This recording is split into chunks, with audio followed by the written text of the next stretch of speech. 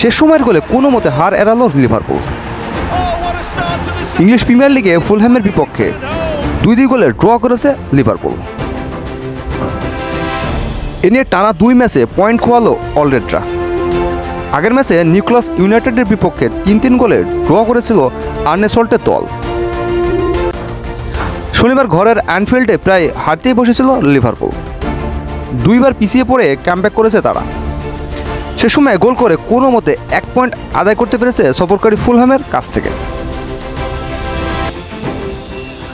ফুলহ্যামের বিপক্ষে ঘরের মাঠে কঠিন গোধূলি কাটানোর কারণ হলো 17 মিনিটে অ্যান্ডি রবার্টসনের লাল কার্ড।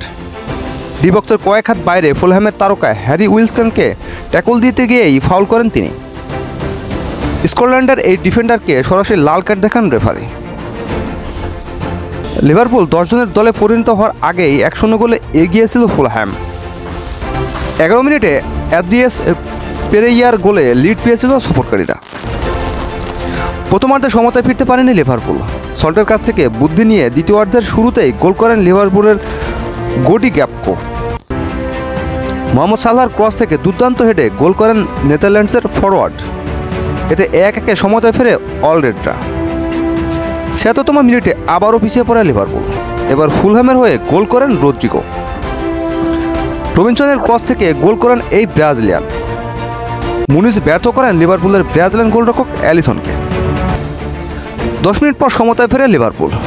শেষ বাঁশি বাজা পর্যন্ত সমতা ধরে রাখতে স্বাগতিকরা। 10 জনের দল নিয়ে 2 বার ক্যামব্যাক করা কতটা চ্যালেঞ্জিং লিভারপুলের খেলা দেখলে তা স্পষ্ট হয়।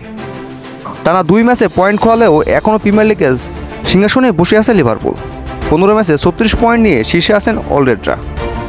দ্বিতীয় স্থানে থাকা চেলসির চেয়ে এখনও 5 পয়েন্ট বেশি লিভারপুলের ঝুলিতে। 16 ম্যাচে 24 পয়েন্ট নিয়ে নবম স্থানে আছে ফুলহ্যাম। স্পোর্ট ডেস্ক আব্দুল আওয়াল। সবসময় সব ধরনের স্পোর্ট নিউজ পেতে আমাদের চ্যানেলটিকে প্লিজ সাবস্ক্রাইব করে রাখুন।